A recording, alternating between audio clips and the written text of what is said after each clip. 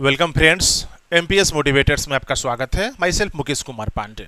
सो well friends, आज के session में हम लेकर के हाजिर हैं look on the board translation methods. And translation methods में हम आज देखेंगे Hindi to English of different sentences. Hindi से अंग्रेजी में हम अनुवाद करेंगे अलग अलग सेंटेंसेस का विथ सुटेबल स्ट्रक्चर्स। तो आइए आज की सेशन की शुरुआत करते हैं हिंदी के अलग अलग वाक्यों को अंग्रेजी में अनुवाद करते हुए। आगे बढ़ने से पहले आप सभी व्यूअर्स एंड सभी फ्रेंड्स से गुजारिश है, अभी तक आपने अगर हमारा चैनल एमपीएस मोटिवेटर्स को सब्सक्राइब नहीं किया है, सब्सक्राइब कीजिए हमारा चैनल। घर बैठे अपनी कॉम्पिटिटिव एग्जाम्स की तैयारी कीजिए एकदम इजी वे में। चलिए आगे बढ़ते हैं और देखते हैं आज के सेशन में कुछ चुनिंदा सेंटेंसेज को अंग्रेजी में अनुवाद करते हुए उसके बनावट अर्थात उसके स्ट्रक्चर्स के साथ। सो बने रहिए हमारे साथ, आइए चलते हैं। So well friends, look on the board. I have written 3 Hindi sentences. 3 Hindi sentences मैंने बोर्ड पर लिखा है। Look on the board. First, मैं ही तो हूँ। सेकेंड, राम ही तो है। एंड थर्ड, तुम ही तो हो। इस तरह के सेंटेंसेस को हम इम्फेटिक सेंटेंस बोलते हैं, जोरदार वाक्य बोलते हैं। और इस तरह के सेंटेंसेस का हिंदी में जब देखेंगे स्ट्रक्चर, बनावट देखेंगे जब, तो बनावट इट इज वेरी सिंपल, एकदम सिंपल बनावट है। इट इज ये रहेगा, इट के साथ इज। अगर सभी सेंटेंसेस प्रेजेंट टेंस में हैं तो इट के साथ इज रहेगा। अगर सभी सेंटेंसेस पास्ट टेंस में हैं तो इट के साथ वाज का प्रयोग करेंगे। लेकिन यहां हमने ऑल 3 एग्जाम्पल्स, मैंने तीनों एग्जाम्पल्स को प्रेजेंट टेंस में दिया है, इसलिए इट के साथ इज रहेगा। इट इज प्लस नाउन होगा या प्रोनाउन होगा, चाहे वो नाउन सिंगुलर हो या नाउन प्लूरल हो, चाहे प्रोनाउन सिंगुलर हो या प्रोनाउन प्लूरल हो।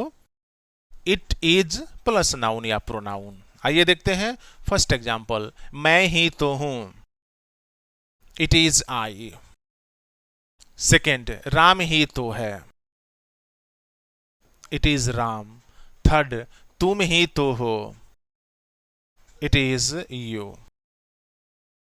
सो वेल फ्रेंड्स, एकदम सिंपल सेंटेंसेस है बनाने में, इम्फेटिक सेंटेंस है।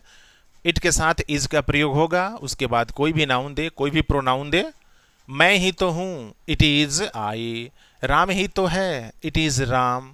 तुम ही तो हो, इट इज यू। कहीं कहीं पर आप प्रोनाउन में देखेंगे तो प्रोनाउन का ऑब्जेक्टिव केस भी दिया जा सकता है, जैसे इट इज मी। कहीं कहीं पर इस तरह के सेंटेंसेस भी आपको मिलेंगे प्रोनाउन के केस में।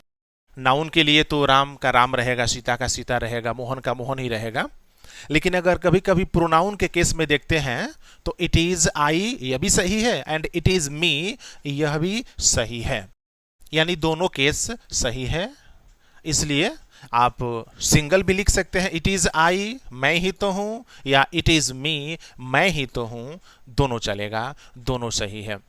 सो वेल फ्रेंड्स, आज का फर्स्ट नंबर स्ट्रक्चर में, ये फर्स्ट नंबर स्ट्रक्चर में 3 सेंटेंसेस एंड तीनों का सुटेबल स्ट्रक्चर के साथ 3 एग्जांपल्स। आगे बढ़ते हैं, चलते हैं मेथड नंबर 2 यानी स्ट्रक्चर नंबर 2 पर। देखते हैं कुछ और हिंदी के sentences. So well friends, look on the board. This is the structure number 2 कहें या मेथड नंबर 2 कहें। देखते हैं method number 2 and there are 3 sentences. 3 examples हमने दिए हैं। आइए देखते हैं। फर्स्ट, मैं ही तो यह किताब लिखी है। सेकेंड, तुमने ही तो उसे गाली दी है। थर्ड, राम ही तो आम खाया है। सो वेल फ्रेंड्स, ये तीनों सेंटेंसेस भी इम्फेटिक है, जोरदार वाक्य है। और ये तीनों सेंटेंसेस की तरह और भी सेंटेंसेस आप लिख सकते हैं। राम ही तो पटना गया है। मोहन ही तो परीक्षा पास किया है। भारत ही तो कल का मैच जीता है। तो इस तरह के अनगिनत सेंटेंसेस आप लिख सकते हैं। देखते हैं सुटेबल स्ट्रक्चर्स। इट इज, शुरुआत होगी इट इज से, इट के साथ इज रहेगा अगर सेंटेंसेस प्रेजेंट में रहेंगे तो, और अगर ये सभी सेंटेंसेस पास्ट में रहेंगे तो इट के साथ वाज का प्रयोग करना होगा। इट इज प्लस नाउन या प्रोनाउन, कोई भी दे सकते हैं, नाउन या प्रोनाउन, जैसा सेंटेंस में रहेगा उसी के अकॉर्डिंग में नाउन या प्रोनाउन कोई भी दे सकते हैं। प्लस हु, ये हु सभी के साथ रहेगा। प्लस क्लॉज यानी हैव और has plus V3 plus object. तो कंप्लीट स्ट्रक्चर अगर देखा जाए, इट इज प्लस नाउन और pronoun plus who plus clause. Clause में हैव और हैज कोई भी एक रहेगा सब्जेक्ट के अनुसार, प्लस V3 प्लस ऑब्जेक्ट। चूंकि ये सभी सेंटेंसेज प्रेजेंट परफेक्ट के हैं, इसलिए V3 का प्रयोग करना अनिवार्य होगा। V3 हम देंगे। आइए देखते हैं एग्जांपल्स। मैं ही तो यह किताब लिखी है, इट इज आई का प्रयोग कर सकते हैं। यहां पर मी का प्रयोग नहीं होगा, इट इज आई लिखेंगे। Who have written this book, it is I who have written this book. मैं ही तो यह किताब लिखी है। सेकेंड, तुमने ही तो उसे गाली दी है, it is you who have abused him, उसे। So the final sentence, it is you who have abused him. And third, Ram ही तो आम खाया है, it is Ram who has eaten a mango.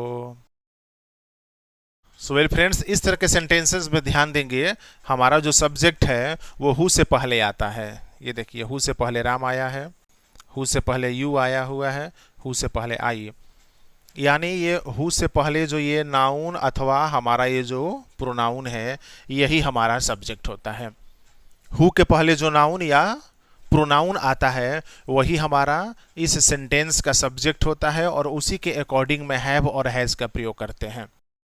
So well friends, ये बहुत ही important structure है जो प्रेजेंट परफेक्ट से रिलेटेड है, और यह इम्फैटिक सेंटेंस भी है।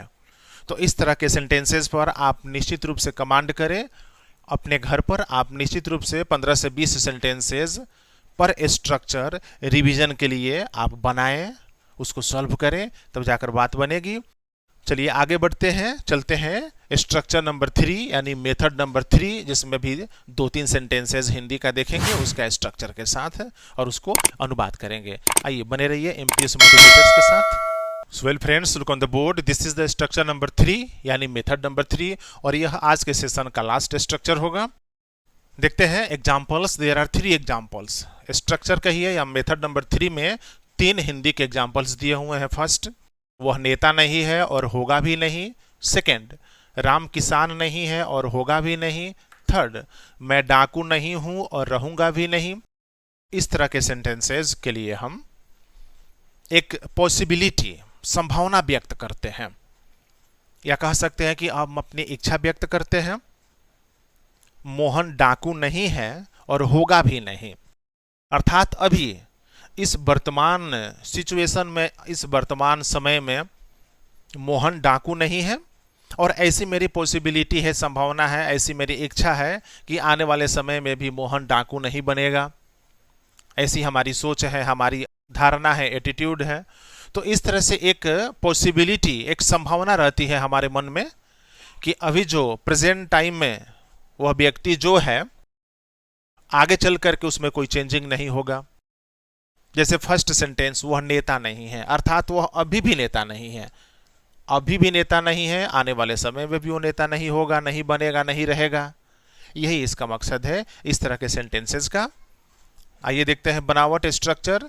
एकदम सिंपल सेंटेंस है। Subject is M-are, helping verb किसी एक का प्रयोग करेंगे अकॉर्डिंग टू सब्जेक्ट। उसके बाद नॉट प्लस नाउन, नाउन के बाद नॉर का प्रयोग करेंगे सभी के साथ।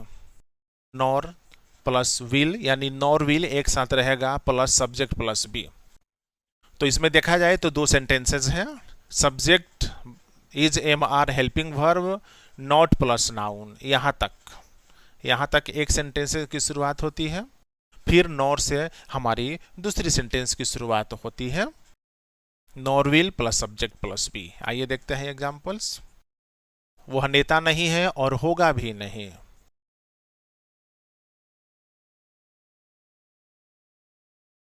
So look friends, he is not a leader, वह नेता नहीं है। नॉर विल ही बी, वह नेता बनेगा भी नहीं। दोनों को जोड़ देंगे तो सेंटेंस बन गया, he is not a leader nor will he be.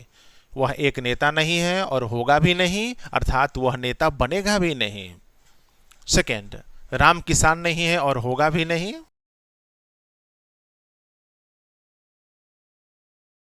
Ram is not a farmer, Ram किसान नहीं है, नॉर विल ही बी, ही का प्रयोग किए हैं राम के लिए।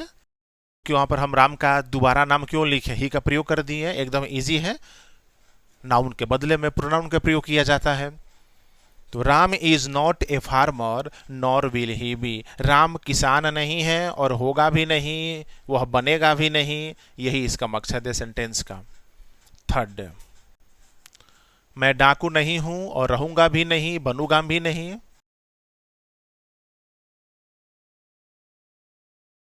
आई am not a robber nor will I be, मैं एक डाकू नहीं हूं, ये तो बहुत सिंपल सेंटेंस है, मैं डाकू नहीं हूं, आई एम नॉट ए रॉबर। अब आगे कहता है कि मैं बनूंगा भी नहीं, मैं रहूंगा भी नहीं, तो ये उसके लिए nor will I be, nor will के साथ सब्जेक्ट दीजिए प्लस बी का प्रयोग कीजिए, तो वेरी सिंपल सेंटेंसेस हो गया। I am not a robber nor will I be, मैं एक डाकू नहीं हूं और मैं बनूंगा भी नहीं। सो वेल फ्रेंड्स, आज के सेशन में एमपीएस मोटिवेटर्स के माध्यम से ये 3 इंपॉर्टेंट हिंदी के स्ट्रक्चर्स, यानी हिंदी के अलग अलग सेंटेंसेस को अंग्रेजी में हमने अनुवाद किया सुटेबल स्ट्रक्चर के साथ।